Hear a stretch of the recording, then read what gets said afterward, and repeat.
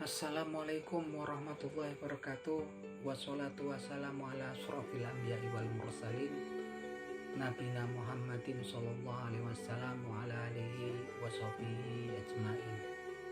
Wa qala Allah ta'ala bil Qur'anil Karim, ittaqullaha wa haqqa tuqatih wa la tamutunna illa wa antum muslimun. Amma ba'du. Kemat malam para seluruh YouTube, ketemu lagi dengan saya Agung Wijanarko. Seperti biasa teman-teman, di malam hari ini saya ingin menyapa para sedulur-sedulur saya, sobat-sobat saya, teman-teman saya yang sudah subscribe di kanal YouTube saya ini. Jadi teman-teman, seperti biasa di malam hari ini saya ingin mengajak teman-teman ngobrol santai seputaran hal-hal yang bersifat religius teman-teman. Jadi teman-teman, mungkin teman-teman sering mendengar orang di sekitar teman-teman ataupun sahabat teman-teman yang mengatakan, saya melakukan segala kebaikan gitu kan, saya melakukan puasa, saya melakukan sedekah, saya melakukan zakat, tapi saya nggak melakukan sholat gitu kan. Karena saya merasa ada orang yang melakukan sholat tapi melakukan hal yang terpuji, ada orang yang melakukan sholat tapi kemudian melakukan kejahatan gitu kan. Nah ini kita harus berhati-hati dengan konsep ataupun argumen-argumen yang seperti itu ya teman-teman. Karena sesungguhnya teman-teman, sholat itu adalah puncak penghambaan seorang makhluk kepada penciptanya ya, seorang hamba kepada penciptanya. Dan sholat merupakan kewajiban yang memang diembankan kepada manusia oleh Allah Subhanahu wa Ta'ala. Walau sesungguhnya Allah Subhanahu wa Ta'ala tidak membutuhkan ibadah makhluk ciptaannya, tapi makhluk ciptaannya lah yang membutuhkan Allah Subhanahu wa Ta'ala. Kalau kemudian ada seseorang yang mempelajari agama, melakukan ibadah tapi kemudian melakukan kemungkaran, berarti memang hamba tersebut belum mempelajari agama ataupun secara kafah ya, secara menyeluruh dan secara mendalam gitu kan. Karena seorang hamba mempelajari agama plus mempelajari kitab suci daripada Allah yang diturunkan Allah Subhanahu wa Ta'ala sebagai penuntun umat manusia untuk menjalani kehidupan di bumi, pastinya juga akan terhindar untuk melakukan kemungkaran ataupun hal-hal yang tidak terpuji ya gitu kan. Walaupun kalau kemudian ada yang melakukan itu, ya tanggung jawabnya, responsibility-nya langsung kepada Allah Subhanahu wa Ta'ala teman-teman.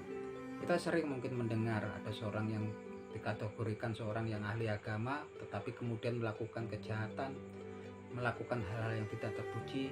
Berarti orang tersebut jika belum menerima pesan ya, ataupun firman Allah itu adalah pesan yang disampaikan Allah Subhanahu wa Ta'ala melalui utusannya, para nabi dan rasulnya kepada umat manusia. Dan di situ sudah jelas ya, ada kewajiban, ada larangan gitu kan, ada hal-hal yang bersifat larangan.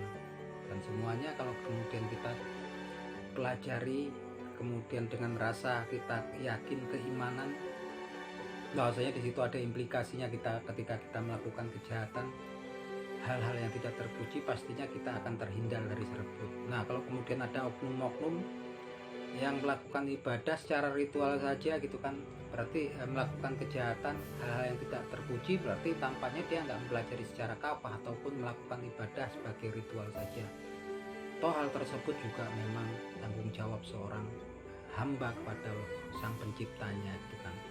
Yang jelas teman-teman, jangan sampai kemudian kita terpengaruh terhadap pendapat-pendapat, argumen-argumen orang yang kemudian menggunakan logikanya, menggunakan rasionalnya untuk membenarkan tindakannya tersebut ya teman-teman. Tapi kita nggak perlu risau, nggak perlu bersedih terhadap orang-orang yang bersikap seperti itu gitu kan. Karena Allah Subhanahu wa Ta'ala sendiri salah satu namanya adalah di Asmaul Husnanya adalah Allahu Akbar.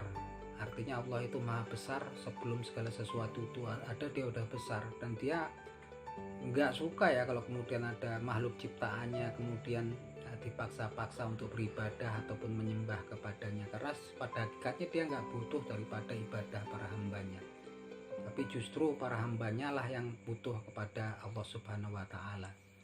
Dan itu pun diungkapkan dalam firman-Nya Allah Subhanahu wa taala yang di Al-Qur'anul Karim sebagai berikut. A'udzubillahi minasyaitonirrajim. Bismillahirrahmanirrahim. Wa qala Musa in takfuru antum wa man fil ardi jami'an fa innallaha la ghaniyyun hamid. Jadi berkata Musa, in takfuru antum, seandainya kalian semua kalian ingkar, wa man fil ardi jami'an, dan seluruh yang ada di bumi ini juga ikut ingkar pada Allah Subhanahu wa taala, fa innallaha la ghaniyyun hamid. Jadi maka sesungguhnya Allah Subhanahu wa taala itu maha kaya lagi maha terpuji. Itu teman-teman ya, harus kita ingat-ingat bahwa sesungguhnya kitalah yang butuh pada Allah Subhanahu wa taala, dan Allah Subhanahu wa taala sama sekali tidak butuh pada ibadah para makhluk ciptaannya, tapi Allah Subhanahu wa taala mewajibkan kita makhluk ciptaannya untuk beribadah padanya. Dan hakikat daripada sebetulnya penciptaan manusia dan jin menjadi khalifah di dunia ini, kan salah satunya lain untuk beribadah pada Allah Subhanahu wa taala. Kalau kemudian ada harta kekayaan, anak, istri gitu kan, kemudian pangkat jabatan segala macam, itu hanyalah permainan, hanyalah gula-gula ya, hanyalah kenikmatan duniawi yang fana ya teman-teman. Inti daripada kehidupan di dunia ini adalah untuk beribadah kepada Allah Subhanahu wa taala. Itu karena memang kita harus menggunakan akal pikiran kita ya. Kadang-kadang pada titik tertentu kita harus meluangkan waktu kita ya untuk merenung gitu kan. Di usia-usia tertentu seperti usia saya saat ini juga mulai memikirkan gitu kan, apa sih hakikatnya sebetulnya kalau kemudian saya ini ada eksis di dunia ini.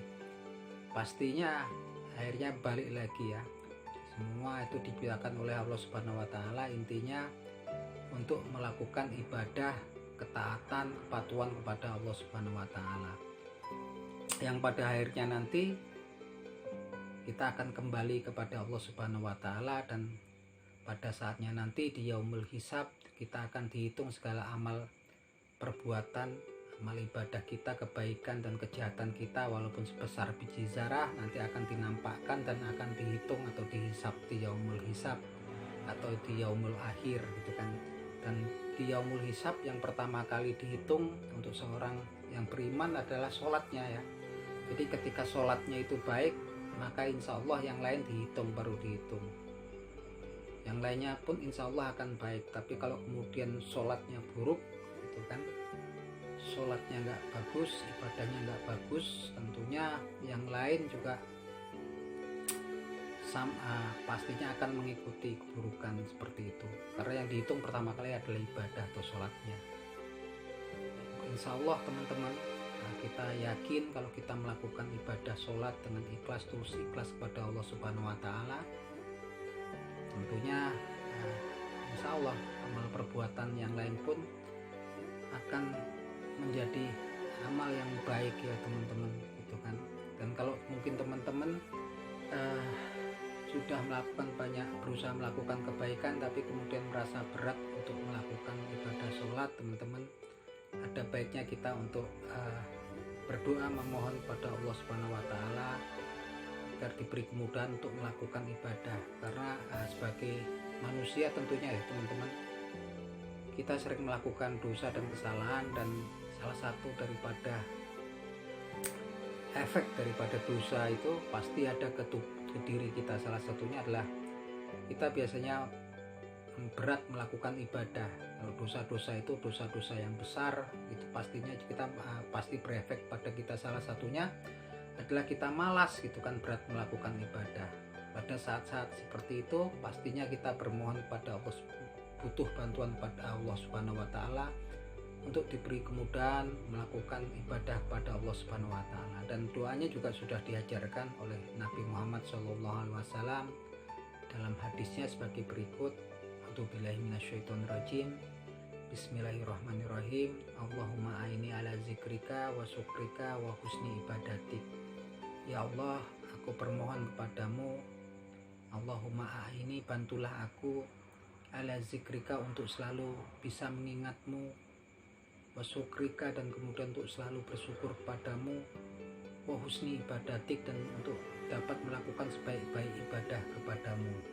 Nah itu teman-teman, jadi kalau teman-teman menemukan diri teman-teman sudah berusaha melakukan kebaikan tapi kemudian mendapati kesulitan-kesulitan, merasa berat, merasa kok susah untuk melakukan ibadah sholat dan untuk berat untuk pergi ke tempat ibadah, hal-hal tersebut biasanya merupakan efek ataupun efek samping daripada dosa-dosa besar, dosa-dosa tertentu yang mungkin berat di masa lalu kita ya. Dan dosa-dosa itu ada efeknya ya teman-teman, nggak sekedar kemudian kita melakukan dosa kemudian dicatat sebagai dosa. Pasti teman-teman rasakan kalau teman-teman melakukan dosa-dosa besar, pastinya kesononya biasanya perasaan tuh berat ya teman-teman untuk melakukan ibadah pada Allah Subhanahu wa Ta'ala. Karena ketika kita melakukan dosa-dosa yang besar, fatal, biasanya juga setan memiliki kuasa ya, bisa gampang menguasai pikiran kita ya, gitu kan, menguasai pikiran kita dan sehingga kita merasa berat untuk melakukan ibadah. Pada fase-fase seperti itu kita bermohon perlindungan kepada Allah Subhanahu wa Ta'ala dan bermohon bantuannya dengan bermohon dengan mengucapkan doa ya. Saya ingatkan lagi, kalau merasa berat tadi teman-teman bisa memanjatkan doa di dalam hati gitu kan, insya Allah pastinya akan dibantu oleh Allah Subhanahu wa Ta'ala dengan mengucapkan Allahumma aini ala zikrika wa syukrika wa husni ibadati. Kalau bisa doa itu diulang secara paling minimal 3 kali ya, dan kemudian diresapi artinya dengan penuh pengharapan kepada Allah Subhanahu wa Ta'ala. Ya Allah, bantulah aku untuk melakukan ibadah ataupun selalu mengingatmu gitu kan, kemudian untuk selalu bersyukur kepadamu dan untuk bisa melakukan sebaik-baik ibadah kepadamu. Oke, itu teman-teman bahan obrolan kita di malam hari ini. Karena saya melakukan ini karena kita sesama saudara muslim, kita punya kewajiban untuk saling berwasiat dalam kebaikan dan untuk berwasiat untuk meninggalkan kemungkaran gitu kan. Oke teman-teman, semoga bermanfaat dan saya akan selalu mendoakan teman-teman yang menonton video saya ini untuk mendapatkan pahala dari sisi Allah Subhanahu wa Ta'ala. Begitupun juga saya, karena segala sesuatu yang di sisi kita ini, harta kekayaan, anak, istri, harta benda itu adalah fana yang ada di sisi dunia ini, dan yang kekal adalah amal pahala di sisi Allah Subhanahu wa Ta'ala. Oke, gitu teman-teman. Wabillahi taufik wal hidayah. Wassalamualaikum warahmatullahi wabarakatuh.